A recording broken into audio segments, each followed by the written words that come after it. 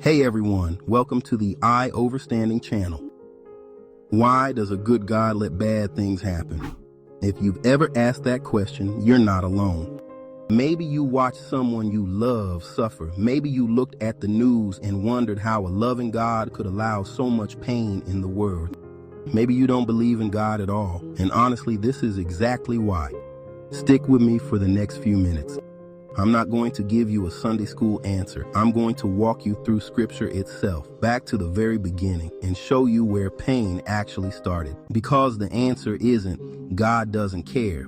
The answer is older than that, and it's written right there in the pages of the Bible. Let's start with the human story. Genesis tells us the first man and woman were created in innocence, in close relationship with God. But that didn't last. They were given one boundary, one simple command, and they broke it. Once they broke that command, everything changed. Scripture says their eyes were opened. Shame entered. Fear entered. And they hid from the God who had walked with them. That choice they took to disobey God is the hinge point of the entire human story. Romans chapter 5 explains it plainly. By one man, sin entered into the world, and death by sin. And so death passed upon all men, for that all have sinned. Not just Adam's sin. All men. That includes you. That includes me. We weren't born into a neutral world.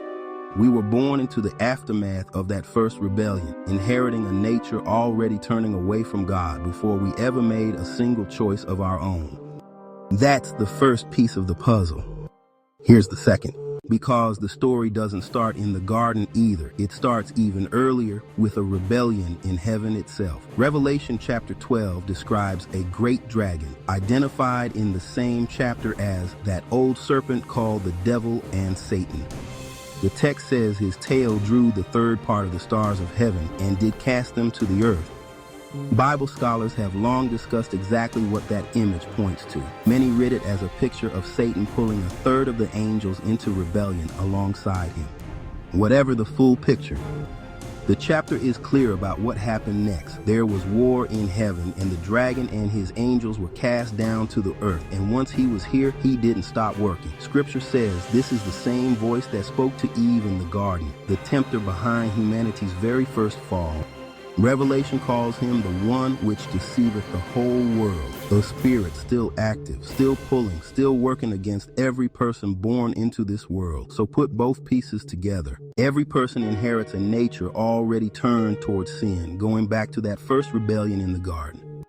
And at the same time, Scripture describes a real spiritual force still actively working to corrupt, deceive, and pull humanity further from God. That's not a comfortable answer, but it's an honest one, and it's the one Scripture actually gives. Pain and suffering aren't proof that God doesn't exist or that He doesn't care. They're evidence of a world that chose rebellion at its very root, and a spiritual battle that never really ended. You were not born into a neutral world. You were born into the middle of it. But here's where the story turns, because God did not leave humanity in that condition. Scripture says He sent His own Son, John chapter 3 verse 16, maybe the most quoted verse in the Bible, and for good reason. Says, God so loved the world that He gave His only begotten Son, that whosoever believeth in Him should not perish but have everlasting life. Jesus stepped into the same broken world that first rebellion created.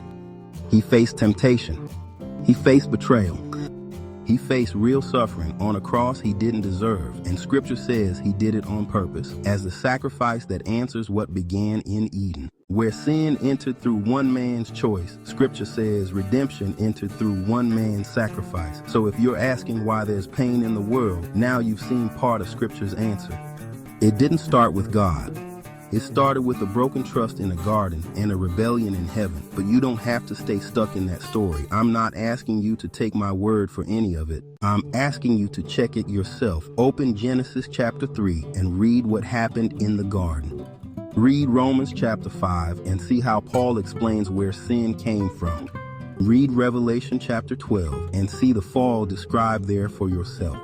Then read John chapter 3 and see exactly what God did about all of it. Don't just believe it because I said it. Search it. Test it. Let the words speak for themselves, because if this is true and Scripture makes the case that it is, then it's the most important thing you'll ever read. The pain in this world has a source, and Scripture says it has an answer. Go find out for yourself. Hit the like button, subscribe to the channel, share this video with anyone that loves history and Scripture. Take care.